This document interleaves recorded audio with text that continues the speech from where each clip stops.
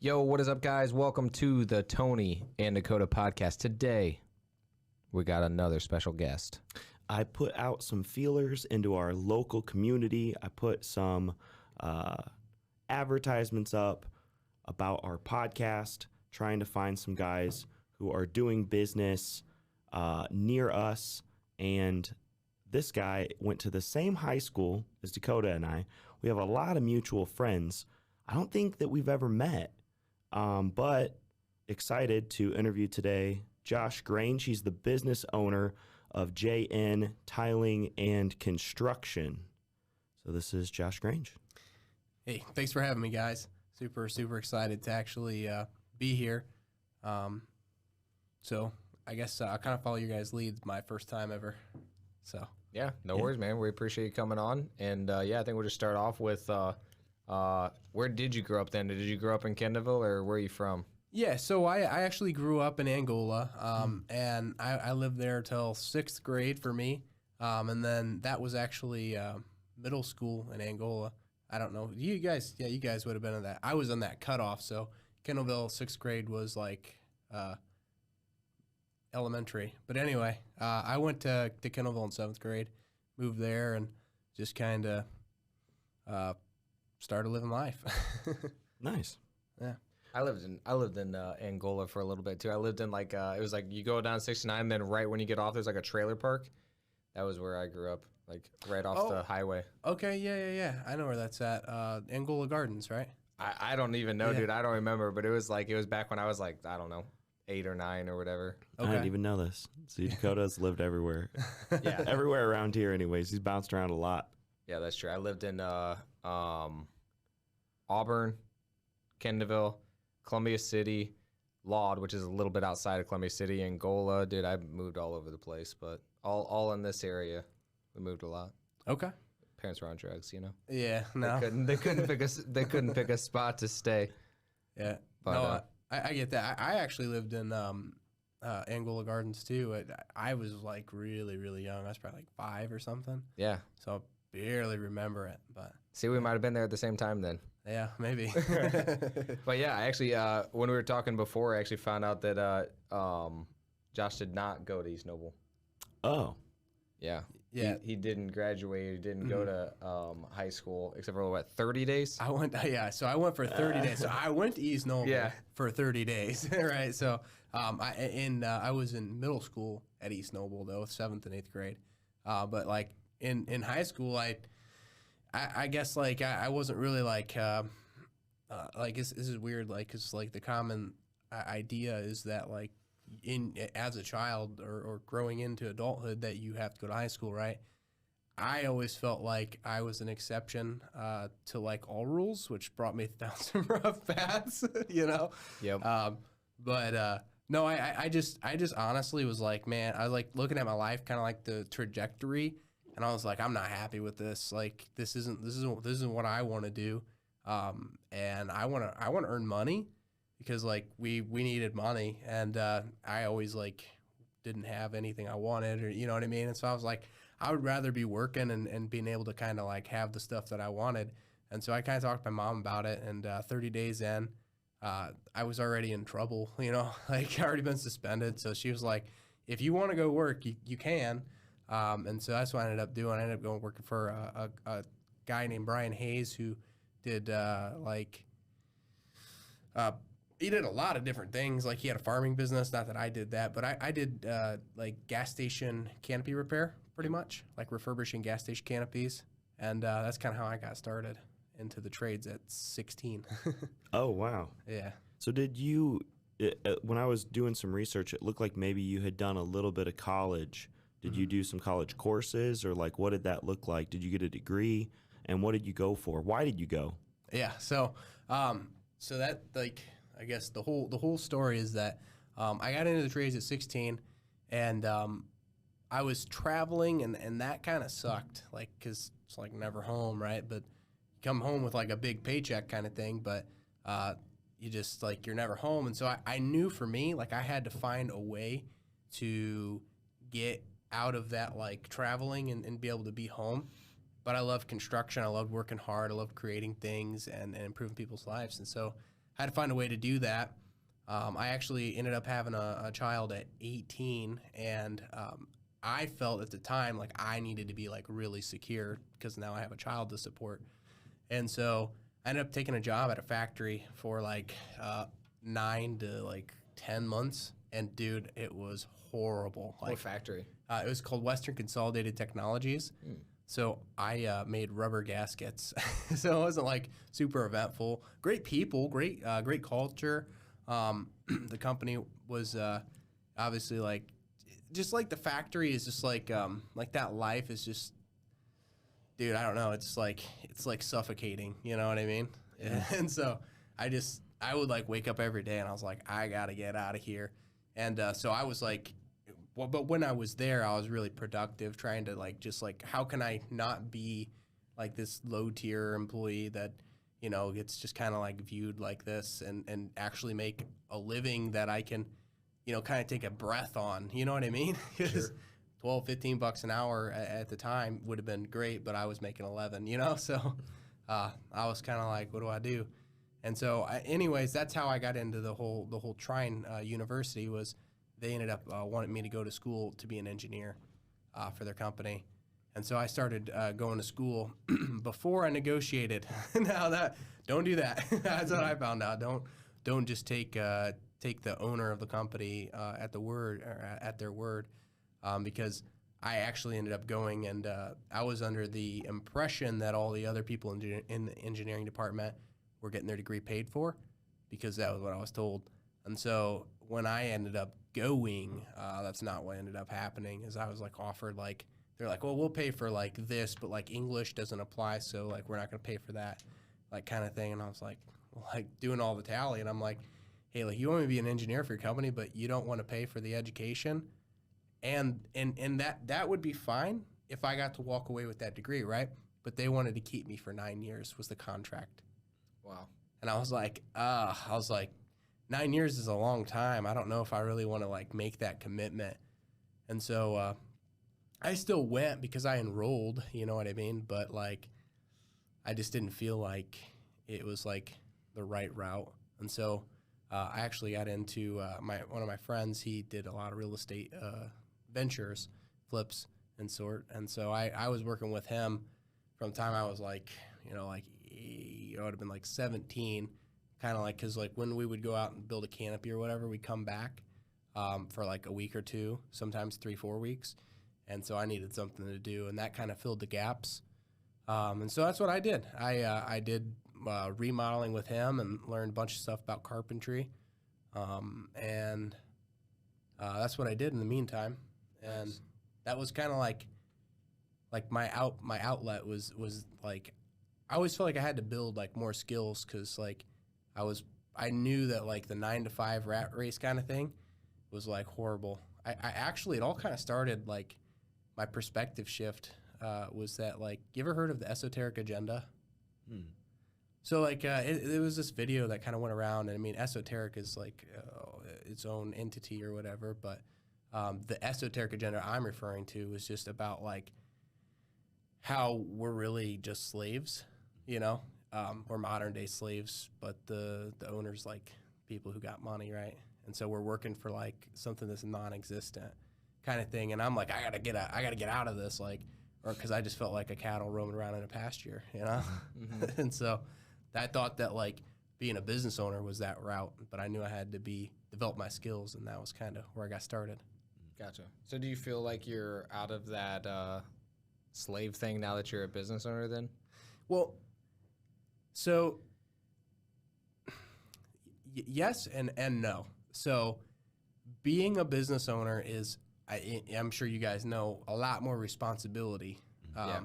And so I feel a lot more responsible, but like having my calendar to control makes me feel a lot better, you know? Whereas like before, I'm like having to clock these hours to get a paycheck. Now it's like I get to negotiate, you know? And so that that's huge for me to make me feel like more relieved and like I can actually live my life and do things. Have you been thinking about investing in real estate? It's not like what you see on HGTV. We created a course to show you how to really invest and create a profitable flipping and wholesaling business. We give you marketing strategies like how to pull lists, who we target, and where we find the money. We go over sales, which includes live calls and negotiations, scripts, role-playing, and so much more. Everything that you need to know to flip houses is in this course. And if there's anything that we missed, we will create a video to answer your specific question. This knowledge has made us over $1 million, and we're selling it today for just $997. Click the link below. Yeah, that's funny too, because Dakota just mentioned this a few times, and I've been seeing it a lot. Been watching a lot of David Goggins recently. And Dakota was just talking about how it's different when you get to choose how you get to suffer. Yeah. So it's a lot easier to like run a marathon, like run 26 miles if somebody doesn't like have a gun to your head, like, hey, you're going to run 26 miles. Like then it's like hell. Mm-hmm. But if you're choosing to run 26 miles, it's like, hey, I'm choosing to suffer because I told myself that I was going to do this and I know that I'm capable and I know that I can do it. So it's kind of funny because I'm willing to suffer for the things that I want, but not necessarily if somebody's like, hey, I need you to work 12 hours for 5 days a week. I always felt like I was like arbitrarily suffering. You know what I mean? It's like, to what end? Yeah. To no end. Yeah. Like people like what used to freak me out is like meeting like old guys who are like in their 70s and they're like, yep, I worked 80 hours a week my whole life. And I'm like, where's your mansion, dude? Right. Like you have nothing to show for it. Sure. And they have no like memories with their family. They're like, yeah, man, I really regret, I picked up all the overtime, thought I was taking care of my family, but I don't even know my kids and they don't want to know me, kind of thing. Yep. And I'm like, whoa, I can't be that guy. Like, I don't want that to be my existence. Yeah. Whenever I think about like the suffering thing, an easier one to comprehend would be like cold water. So a lot of people do cold water showers. I do that in the morning. I actually did this morning. Try to do that every morning. So like that's somewhere like you put yourself through suffering because there's a lot of benefits from it. But imagine if you don't have hot water because you can't pay the bill. That doesn't feel as good. Doesn't feel as good as when you turn it on and you're forcing yourself to do this certain thing. Imagine if you didn't have the means to do it. Now that whole cold water, now it feels like guilt because it feels like you're choosing whether or not you want to do something. So it's interesting whenever you have the power or the skill set to do something and you choose not to, it does feel different than if you're unable to do that thing. It's just a completely different mindset. So yeah, that would be another example of something that you could choose to do instead of like have to do it, and it's completely different feeling. Something that Josh was talking about too is just like having a vision or having faith in the future. Like if you don't have faith in where your life is going, then it's a lot harder. Like you need to know what your why is, or like what your purpose is, or have a goal, or have like something that you're suffering towards, or like an end. Well, you can continually move the end, or shift your goals. Things change over time, but knowing why you're doing something is kind of important too. Yeah, I would always caution people though too, because I think that there's people who are made for entrepreneurship, and there's another thing called an intrapreneur. So that's basically where you have very similar responsibilities as an entrepreneur, but all the weight doesn't fall on you. So you're basically like the right-hand man, or you're like the CEO of a company or something like that. And there's multi-billionaires that are entrepreneurs. So like not everybody's made out to be an entrepreneur, even though they might think that they are. And whenever you don't like have employees or anything like that, then realistically you're self-employed, which some people are more meant to do that because it's just as freeing. Because you still get to kind of pick and choose which ones you want to do. But there's, entrepreneur is self-employed, and then there's the intrapreneur, which I think it's okay if you are that person as well, because, dude, like you said, it's a lot of pressure. And I don't think people really understand the pressure that you feel as a business owner. We think it sounds all freeing, but there's actually more pressure. So talk about what pressures you feel, and then what you do to like kind of like try to work through all that. Yeah, so I guess the pressures I feel are like, obviously, like being an entrepreneur and having employees, like you have to be the leader. Like, you have to be really, really good at leading. And so, like, for me, what I found to be a good leader is to continually educate myself, because I can't, like, continue to pour into people if I only know so much. And so right there, I mean, like, you got to accept being an entrepreneur. You always have to be learning new things and implementing new strategies. And so, like, that's, like, one of the biggest responsibilities as the leader, as the visionary, like a shirt says, is to actually integrate that. In integration, you have to develop people's skills. I mean, and continually change their perspectives and inspire them. And that's one thing, like, I didn't realize I was going to be responsible for, was actually, like, the people who work with me, is leading them. And so that right there was kind of like, it was overburdening at first. And quite honestly, that was like, I would say that, like, I failed, but I failed forward, right? So, and I think that all entrepreneurs are probably in a continual state of failing and failing forward, or just you have hiccups in the road kind of deal. And so that was kind of like, for me, like, that was my biggest pressure, was like, I felt like this, like, huge responsibility for people who came to work for me, or come to work for me, to help them, I guess, have, like, a future. I know, like I guess I felt like when I worked at companies, like, I had no future, and, like, I was there for, like, a very specific purpose. But after that purpose was fulfilled, each day you go home and, like, no emotion kind of thing. And I guess, like, for me, like, I never wanted to cultivate that, in the people around me. And so I'm big on, like, helping people, build them up. But what that means is, like, I find it hard to stop giving, right? And actually give back to myself. And that right there is probably my hardest struggle, is, my family suffers sometimes because of it. I suffer, I love powerlifting. It's been something I've done for, like, a couple years now, 4 years now. But, like, I find myself doing it in waves instead of being consistent. As, like, the crazy waves come in, I'm like, all right, like, I gotta stop doing this. Like, even though I love it, and it really helps me feel like that inner peace, I gotta put it on the side to go, like, deal with all these problems. And I'm changing my mentality now. I've been in, like, that feast famine state, and I'm changing, like, my mentality, because I feel like I have, like, a scarcity mindset kind of, that I'm trying to change. And so I don't think it really is that. I think it's in my head. I don't know. I think it's like one big like, psychological game, being an entrepreneur. Well, that's what I'm gonna say. Is it always is.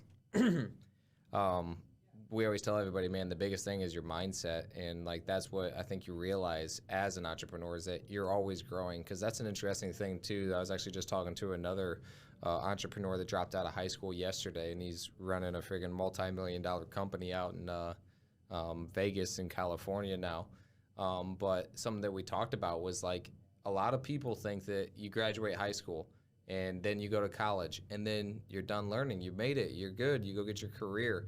But as an entrepreneur, and realistically, like, everybody should realize that, like, life is continually learning and growing yourself. And it's not always about just making more money. It's about having deeper relationships. It's about how to manage your time. It's about how to have that mindset where you're still trying to fulfill your God-given potential, but at the same time, not have so high of expectations that you're just freaking snapping on everybody around you, and trying to figure out the whole balance of life continue. I think is, like, an ongoing process that a lot of people who graduate college or something think, cool, I'm good.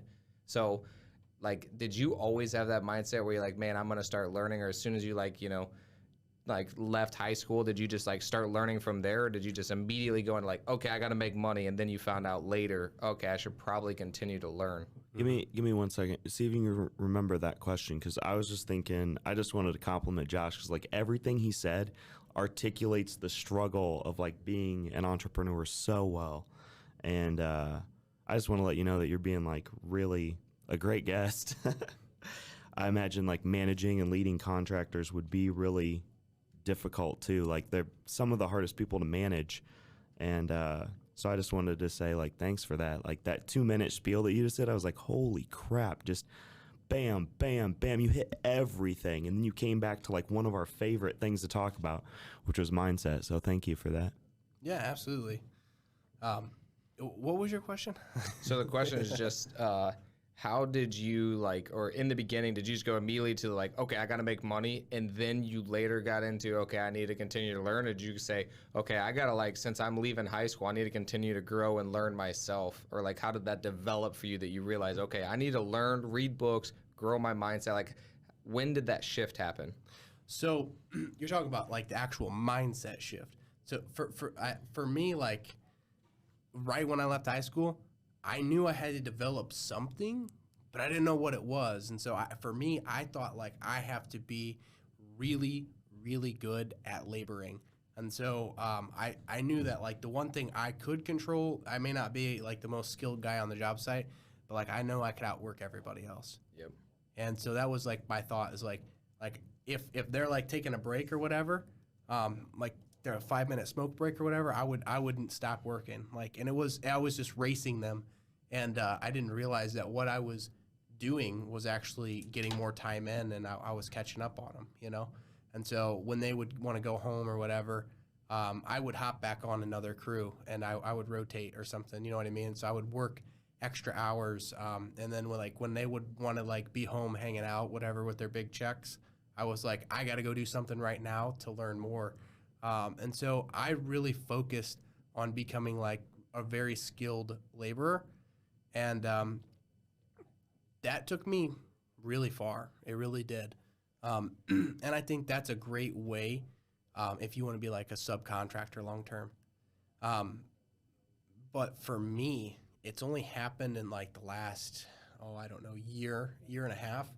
My mindset from like wanting to be an incredibly talented, or specialized tradesman to wanting to be a great leader and family man, and I see that being like a contractor as opposed to a subcontractor, that I get to control more variables, and also one of the variables is that I get to have more free time, and then also like I have a higher threshold of earning potential, which tells me I have a longer term free time, right? Yeah. So I would say, I mean, everything that you're saying is like, is so interesting, because I feel like you're like still going through the process, which is freaking awesome, because I think you can help a lot of other people in this. How did you shift then?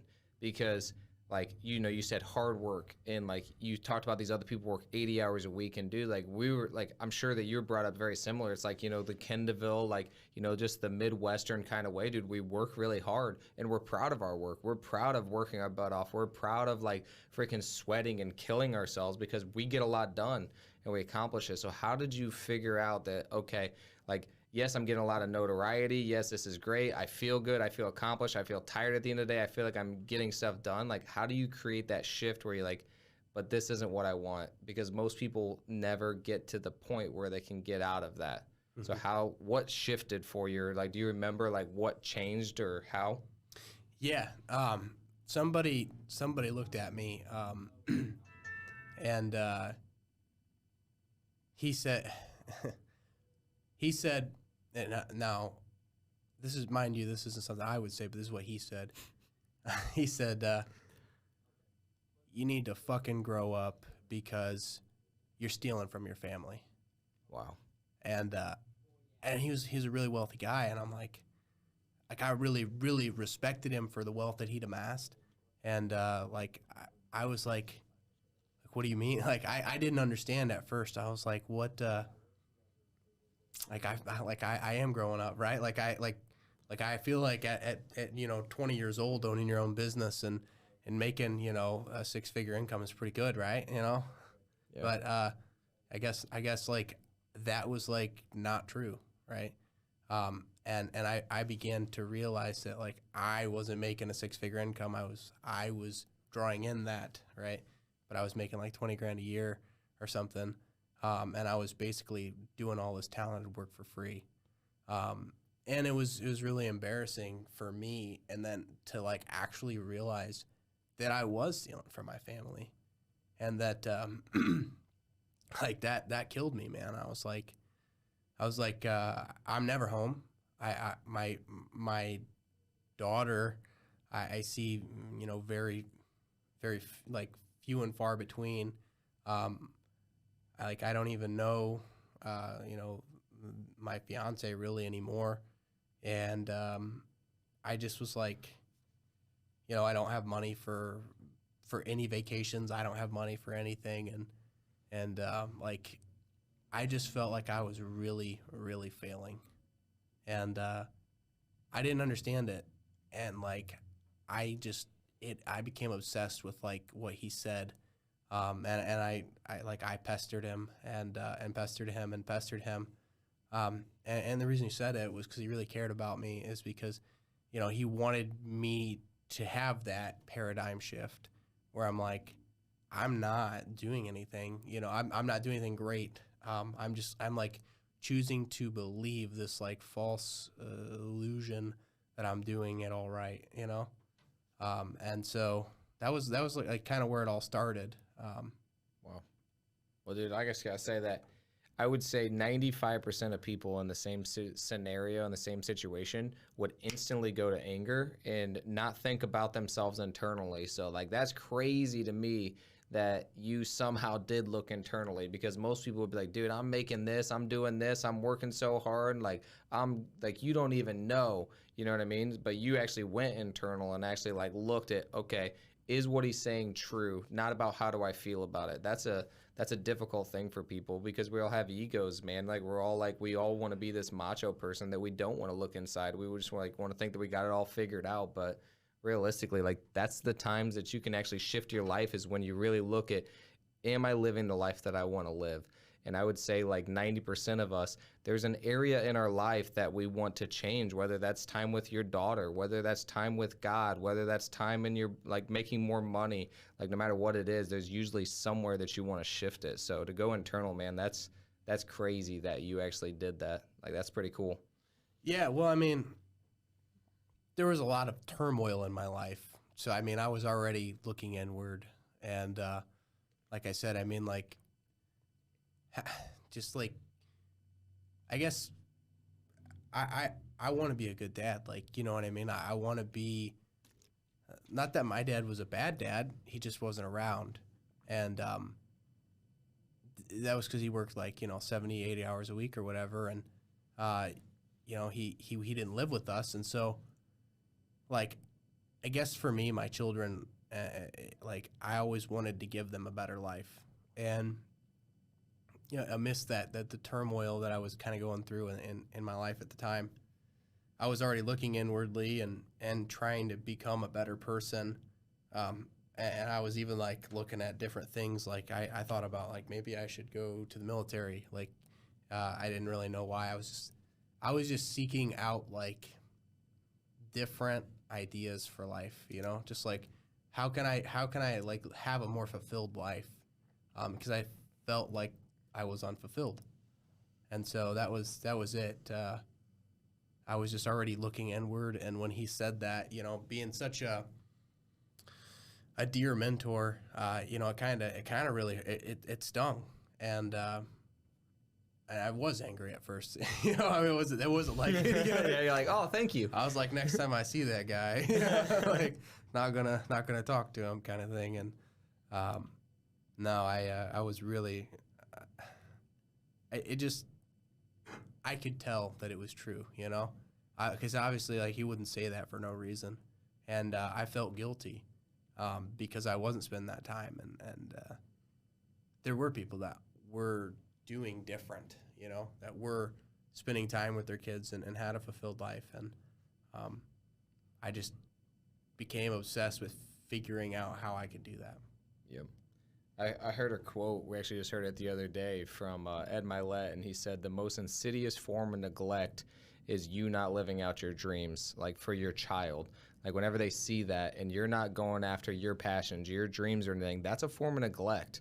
Like whenever you're not doing the things because you're like, oh, I have to do it for the kid. I have to do it for the kid. And then you're just like not pursuing or not living out to your potential. But then you're telling them, hey, you can do anything you want to do. You can be anything you want to be. And eventually they're going to grow up and they're going to say, okay, why didn't you? And so they're going to see that. And then like that is a form of neglect that people don't really talk about. And so like, dude, kudos to you for actually going out there, finding out what you want to do, going and chasing your dream, because like now you get to be the example for your daughter that it's possible. It's possible no matter what anybody thinks, what anybody says. Like you can go out there, you can get your dream, you can chase it, and we're all in the pursuit of it. But yeah, I'm sure she's going to see that and she's going to be proud. Yeah, I definitely think so. No. Are you letting deals fall through the cracks because you don't have good systems in place? We've been there before, and we've tried several different CRMs, and Ari Simply has been the best. Ari Simply tracks your KPIs, does automatic follow-ups for you, and even records your incoming phone calls. The system is simple to use and has more features than we even know what to do with. If you're looking for a great CRM, try Ari Simply today. We put the link in the description. Check it out now. How old is she, by the way? She's 3. 3? Yeah. That's awesome. Oh, wow. She's crazy. That's awesome. Running around being, terrorizing the dog right now. That's what she does. That's awesome. What's your home life like? Are you still with her mom? Did that end up working out? Did you end up marrying the fiance that you were talking about, or did things change there?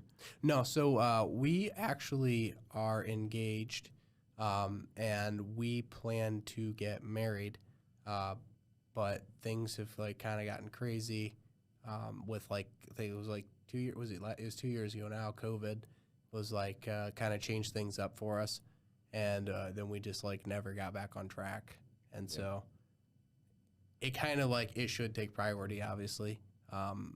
And we wanted to be in a spot when we did do that we could take a honeymoon and kind of go travel. And so financially, we are now in that spot, but we want to have a wedding that's memorable too. And so that was another reason we kind of want to go to like Tennessee and rent like a cabin and kind of bring the whole family kind of thing. Yep. And so that's where we're trying to get to. But yeah, we're together. Her name's Cassidy Crow, and she's an amazing mom and an amazing fiance. She really is the glue in our family. That's awesome. What's the biggest lesson that you learned from having a daughter? Not to trust men. No. No. She is always teaching me lessons.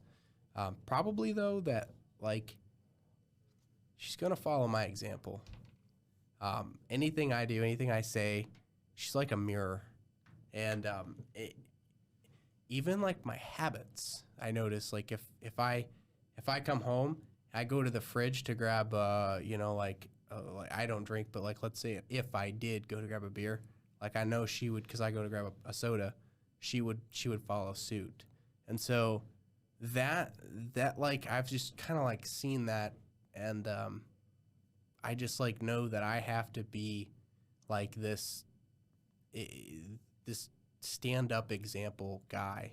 And that's the lesson is that kids do what you do, and you gotta set the bar high. Yeah. And then some. Yeah. Something else that Ed Milet says, I've been like listening to him a lot lately, but he says things are caught, not taught. And that's especially true with children. They're going to catch whatever you're doing. And the interesting thing is like, you're already a leadership in your role as a business owner, but it's a whole nother level of leadership with your kids, because like you don't get to turn it off. You know what I mean? Like whenever you're in front of the guys, like you can turn it on, you can be like super hardworking or whatever, but then when you go home, you're like, all right, time to relax. You know what I mean? But you can't turn it off when you go home. So like that's always the hard part for me. I don't have any kids yet, but I'm still like, I'm the example, because like, dude, I'm around these people all the time. I can't just like chill out or do whatever because I'm the example. Same thing when I go home, like with my girlfriend, like I'm the example there, and like you just want to chill. But like that's the time that you have to like be 100% for them too. So like, how do you actually like Like, do you ever think about that, or like how do you deal with never being able to turn it off? Yeah, so I wouldn't say there's like a real like solution that I've come up with. Just more like when I do something for myself, I'm very, very intentional, and so my phone gets shut off. Like, I'm not taking calls. My door, if I'm lifting weights or something at my shop, my door gets locked. I turn the music up. My phone gets turned off. Like, I'm not, like, the world's shut out. That's Josh's time, and so I give myself that time. And when I want to go home and I want to have like when I have a thought dude, like for instance, I get home and I feel like, Cass wants me to start being a dad. It's like dude, I just got done working all day. Like, the last thing I want to do is come home to some more responsibilities. And that's how I feel, right? But then, like, I have to remember, like, look, that's why I took that time for me, so that way I can be here and give this time to you. And obviously, like, my vision for my life is that I want to be a good dad, that I want to be a good role model leader and someday husband. And so I know that I have to do these things in order to do that. And so, sometimes, like, obviously, like I'm not gonna lie and like say like, yeah, like sometimes I don't just like make her do like the diaper, you know what I mean? But I try not to do that, you know what I mean? And or she does too. But then I just remember like look, she's been here all day and she's had to deal with this and not got a break, and so it's just remembering like how hard she's working and trying to be competitive, I guess.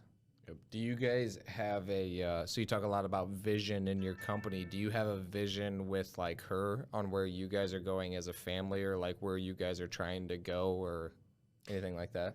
Yeah, so we are actually, we hired a visionary coach, and we are working together with him right now to kind of establish that. We don't have like a wrote down objective list. But we have always had like a vague idea that like someday, like how would we know we made it right to where we wanted to be? Yep. Is that we want to live somewhere tropical, and just kind of like have a lot of free time together. And so that's the like vision for our life, our family, right? Like, so that's not just me and her. That's like what we want to experience with our children too. And so like that's the outline, and we're kind of like filling in the nuts and the bolts right now with our coach. I like it. That's pretty cool. Yeah, something I heard too is like a tip from one of my friends was just to, when you first come home, like spend that first hour like with your kid or your wife, and just like give them that first hour when you first get home, and then it makes it a lot easier to go off and, if you have some responsibilities, then do the responsibilities, which is kind of backwards to what most people think. Like, they want to get home, like relax, and then like do the responsibilities later. But I found with my daughter, if I pick her up and I give her a lot of attention right when I first pick her up, it's like how she remembers me picking her up. It's like the most exciting moment for her.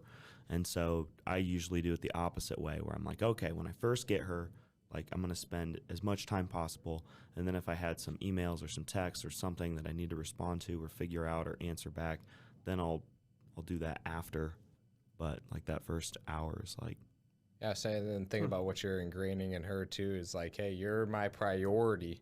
Like, I'm going to be there for you first, and then I'm going to handle everything else. Like, I'm here for you in this time. So that is cool. That is cool. Yeah. No, I never thought about that. That's actually a great idea. works for me. Yeah, I might have to give it a try. So how do you get your business? How do you market? Do you have any advice to people who want to get into contractor work? Yeah, so I market basically through social media. What I found is that I guess that the loudest guy is probably going to be the guy that gets called. So you just got to and if you're not getting calls, you got to find out why. For me, the reason I wasn't getting calls was because nobody knew who I was. And so that's why I say you got to be loud. You got to, if they don't know who you are, how do you expect them to call you, right? And so social media is big. I try to post, at least once a day on Facebook. And then I try to make video content. And so right now we're moving from the subcontractor stage to the contractor stage, where we've had a couple crews busy doing subcontract work for over a year. And at this time, I've been running a crew, but I'm actually on my last job that I'll do, at least for the company, for now. I mean, I think, because I do love it, right? And if it would be tempting in the future if I had something just crazy for me not to go out and do it. It'd be really, you know what I mean? It'd be really hard. So I'm struggling with that as far as vision goes. But kind of circle back here to everything. The marketing piece that I use is signs, and then just good customer relations, reviews. Reviews are big. I think you need to have good reviews to build your brand and your trust, with your clients. It looks like you specialize too, because you specifically said bathroom, basement, and kitchen contracting. What are the benefits of specializing, and do you think that it helps? Mm-hmm. Yeah, so actually, I think niching down. You know who Alex Hermosi is? Yeah. Yeah. So I went to acquisition.com recently, and I went through the free training, and so I definitely align with what he's saying when he comes to niching down. It gets it's an easier variable to control, mm-hmm. And then obviously by being an expert in a field, you have more authority on the subject, and so people trust you because you specialize. Yep. And so bathroom, basement, and kitchen or home remodeling, we're just going to be bathroom remodelers coming up pretty soon. We're going to just really niche down and try to own that space. Nice. You're going to be loud by just being like, do you hate where you poop? That's the whole marketing campaign. That's crazy. It's like you read the script or something. Yeah, I remember Grant Cardone, he said at the one of his events, he's like, man, obscurity is your biggest thing, your biggest bottleneck or your biggest struggle. Is people don't know who you are. They can't do business with you if they don't know you. So it's funny how you say all this stuff. You just say it a different way than these other people. Your biggest enemy, man. Obscurity is your biggest enemy. Yeah, but it's crazy, man. I hope that people aren't missing it, because I think you're dropping a lot of knowledge here with with how you're going about everything. I think you're doing everything the right way, and you're trying to grow things in the right way that I already know you're going to be extremely successful because you're doing the right things. Yeah, you're just saying it a little bit different than how all these other mainstream people say it, but your mindset I think is extremely strong. So yeah, just keep growing that. And well, thank you. I appreciate that. I want to be honest here and just say this isn't just this isn't all something that I came up with. Right. No question. Yeah. Yeah. I read a lot of books. Yep. Now that was actually something you asked me. Did I read any books? Was that you, or did you ask that? I don't know. At the beginning, somebody asked that if I'd ever read any business books or something like that. Sure. That's actually I was probably 2017. I got an Audible app. Yeah. And I used to listen to a book every 2 days or something, you know what I mean? So I heard a lot, and then it was just implementing that. And then I got into, it's crazy, I actually hired a personal trainer, and I got to experience what it was like to be coached. And when I experienced that and I saw my progress just spike, and I was always really fit. When I actually joined him, I had a six pack. I was shredded. I was calipered out at 7% body fat.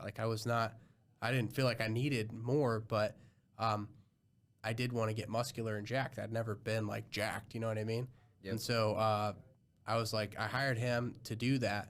And dude, I like put on 20 pounds over like a year and was like calipered out at 7'3".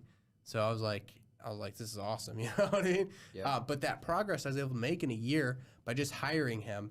And then I came across a business coach, and then like a sales and marketing coach. And so I decided that like I was going to pay for him. And I paid for some people who really sucked. But then I also paid for some people who like had like some great things to say. And while they weren't increasing my revenue, they were increasing my knowledge bank. And a couple times I felt like, you know, like $300 a month, like at that time was a lot of money to me. And I was like, I it's just so much money. Like I wanted to drop them, but then I heard Grant Cardone say something that kind of like changed my my life. Is he was like, or not my life, but like my mentality on that was, he was like, somebody asked him at like an interview, they're like, you know, how much, or like if you only have like $50, what should you invest in? And he's like, man, he's like, you only have $50. He's like, what are you talking about investing? He's like, you need to go out and you need to invest in yourself. He's like, if you got $50 in the bank, he said, you got to go buy gas with that, you know? He's like, you gotta go out and you gotta invest in yourself and educate yourself. Go buy a book. That's what he said. And I was like, man, that's right. Like that's what I got to do. And so I was like, all right, you know, $300 a month is probably well spent if I'm retaining it. And then that's when I was like, I got to be like really implementing this stuff so that way I can see the fastest ROI possible. And so I was just like, implement. You know? Yeah, I'll say it's interesting how like I don't know. I feel like the perception of like whenever we first started the podcast, I thought your perception of people with money was different than what it actually is now, because like that's something that I've noticed a lot is that people who have a poor mindset are very upset with people who have money. But then like a lot of times the people who have money have just listened to a lot of books, shifted their mindset and thought differently. And that is literally like 95% of it. Obviously you have to implement it. But there's a great book, I'm sure you've probably already read it based on all the books that you've read, Think and Grow Rich. Oh, yeah. But like that book just shifts your mindset, and like all of these little things, like you've just done them year after year after year after year, to where like it's almost like playing a sport. You're practicing every single day. You're gonna get better at it. It doesn't matter what you're in. You could have a company in landscaping, it could be construction, you could go buy a dealership, it could be in anything, because you have the mindset for it and you've prepared for it and you have a way that you're going to overcome these things. And so that's what I think that a lot of people struggle with, is they think that like the wealthy people just like either get lucky or they get it handed to them or like something, but really it is a mindset shift, which I know nobody wants to hear, but I promise you it is a mindset shift. What's funny too is you brought up Grant Cardone. I think he said to invest $100,000 in yourself. Yeah. And so like that's your education money. I would say, he said, even if you got 10 grand in the bank, he's like, man, you're broke. He's like, you got 50 grand in the bank. Man, you're broke. Invest in yourself. Invest in coaching. Invest it. Don't go buy a $50,000 house. Invest in yourself. I don't know if I agree with that 100%.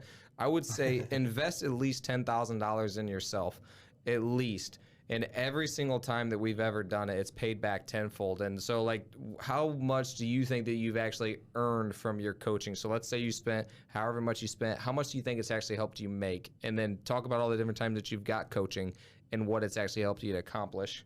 Okay. Yeah. So right off the bat, I told you I was like pulling in 100 grand a year, making 20, right? I invested in that $300 a month coaching, which was sales and was sales oriented, but they taught you how to like understand actual business costs too, which was part of sales, right? So you need to know your numbers, and that was like a big thing for me. And that was like where it all started. I knew that I needed to charge more for what I was doing.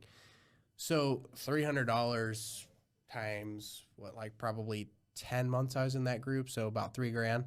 And I think there was like a 3,000 down or something, 3,500 down or something. So like $6,500 Yep. I went from pulling in about 100 G's and making 20 to buying a new truck within 3 months, like $10,000 truck, new trailer, like a $10,000 trailer. And then I got to whole new outfitted tools. Now I say like that was my money, right? But like the 100 grand was like materials, like, you know what I mean? Like, and then the 20 was for me. And then I had my same Harbor Freight tool, you know? Yep. So I was like, oh man, I'm getting outfitted in DeWalt. Like I'm getting, you know what I mean? I'm getting like some real tools. Like I actually have money to go buy tires for my truck. I don't have to go to like Hillbilly Tire in Corona, you know what I mean? Yep. So, that was ROI that year. We did, 225-ish, 223. And I actually just couldn't fulfill. I had sold 320 that year. So 320,000. So it was like triple, right? And then I made quite a bit more. So, yeah. Wow. So you more than doubled it basically. Yeah.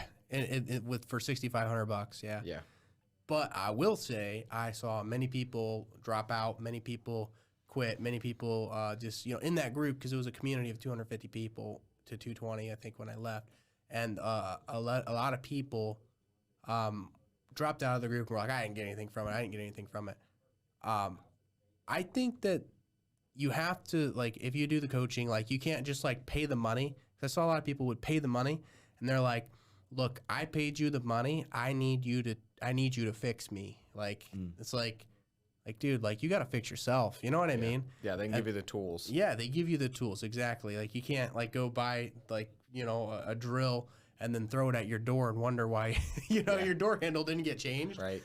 So. Is there any other difference that you can think of between, like, you and them other than just, like, their mentality, obviously? Was there anything else that you saw?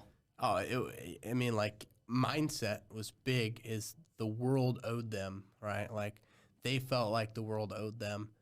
And they were just upset because they felt like you touched on it, and you said that they feel like, or some people feel like rich people are rich. I mean, some people, I felt this way most of my life, like, because I didn't grow up fortunate enough to, be in a rich family, which I believe now I was more fortunate because of that. But anyway, to get back to it, I think that shift right there in mindset to just like choose to try and comprehend why that person is where he's at, and not just say like things like that like that guy's driving this nice truck, he probably inherited or something like that. You know what I mean? And so, yeah, that's kind of my thought on it. What books, seminars, coaching, masterminds would you recommend, or like which ones did you get the biggest bang for your buck if you were gonna give somebody who wanted to get into entrepreneurship or personal development? If there's like 3 or 4 like seminars, coaching books, that sort of thing, which ones would you recommend? For me, I had a really great credit score, and when I started my business, I utilized that as a tool poorly, and then I had to figure out how to, live a life with shitty credit, and that was hard. And so The Richest Man in Babylon was a great book to help me get out of debt. You guys read that book? Yeah. Great book. Yeah, I read that one. I didn't get as much out of it actually as everybody said. I didn't understand it, I guess, or maybe I just need to read it again because I read it. I was like, I don't get why this was like so popular. Well, Dakota had good credit too. I don't think Dakota's ever had bad credit, so maybe that's a bad credit book, Maybe. I had a bad relationship with money. Were you frugal? Yeah. Yeah. So I was not. I was frugal until I had money rolling in at a larger capacity than I did previously, and I was like, spend. Oh, gotcha. And so like that book's like invest your money. It like breaks it down. It's like 10% you should be saving no matter what, and 20% if you have debt you should be paying off. Gotcha. And like so that like it was just like the formula. Yeah, it was a guide. Yeah, it was exactly. a guide. Yeah. Yep. Gotcha. I like it. Yeah, I didn't. Maybe that's why I didn't. I don't listen to stuff like that just because I'm like, yeah, screw it. I like invest like I would say probably 80% of my money, and then like the other 20% I just live off of. And like I don't really, I don't know, I just don't care to spend a lot of money, I guess. Like I'm not interested in the same things that everybody else are interested in at this point, because I think about the long-term like either benefits or negatives about it. Is like, man, like I'm pushing towards step one is becoming free. I'm not even free yet, so I'm not going to worry about the Lambo and all this other stuff. Like, let's get free first, and then we'll worry about like the you know, the luxuries of life. But until I even get to that point, I'm worried about step one. Yeah, what's funny too is like if you ever wanted a Lamborghini or Ferrari, there's really nothing wrong with it, or like a lavish house and that sort of thing. I think I just saw a Gary Vee video where somebody came up to him and they were like, so I earn all this money and then I go to, you know, this country where my money's worth a lot, and then we live like kings, and then we come back and I kind of like lose the, like I lose the motivation, or I lose the ambition, or I lose the whatever. And he's like, how do you deal with that? And Gary Vee was just like, I don't have to live like a king. And then the guy started to say something. He's like, no, that's it. That's it. Like, I don't have to live like a king, so I can, like, infinitely, I'm not motivated by that, like, getting the things. So for an infinite amount of time, I can continue to do what I love, which Gary loves working and building businesses and creating content, that sort of thing. Well, I think that's a big thing, too, is that, like, I feel like we're sort of made to believe by, like, just, like, anywhere from like music to like just like what we experience content wise daily, that we have to live like kings to be successful. And what I've come to understand, and has brought me a lot of inner peace, is that success is how you define it. It's not how somebody else defines it. I mean, if you define it as a Lambo, fine. But maybe that's not true. Like, and for me, like, I think that a Lamborghini is cool, like, right? Like, it can go 0 to 60 really fast, and it looks cool. But, you know, what value does that really provide for my life? Mm-hmm. And I think that like, I get to go live like a king. You said that, right? I get that. Gary, what was it, Gary? Gary Vee was interviewing somebody who said that. Oh, okay. So, so getting to go live like a king, like, that's how that guy thinks success looks, as being a king. For me, I think that, like, my daughter respecting me and loving me and coming to me in her hard moments in life, and my fiance and my mother, my brother, my family, that's success for me, is being able to spend that time with them, and then also actually being involved in their lives. I think that's, like, way more successful. Yeah. I say it's interesting how like different aspects of your life will have you think that success is something different. So Grant Cardone, I remember in an interview a lot, or with him and MLA, he kept talking and arguing about it a lot. And he had an event that happened in his life where his dad died, and his mom did not have time to grieve. You know, like you said, in the hardest moments, his mom had nobody to go to, and she had to go snap right into, how am I going to solve this problem? The money's not there. So now she goes into scarcity mode and like has to work, and she can't even grieve or feel sad or anything. And yeah, I think that's an important thing that people don't realize. Like, man, if you got a job and you're working, you know, 60 hours a week, and like something happens to somebody, guess what? You still got to go to work. You still have to do these things. There's something for people to think about, is like, man, like, where are you working? Where are you spending your time? And do these people actually care about you?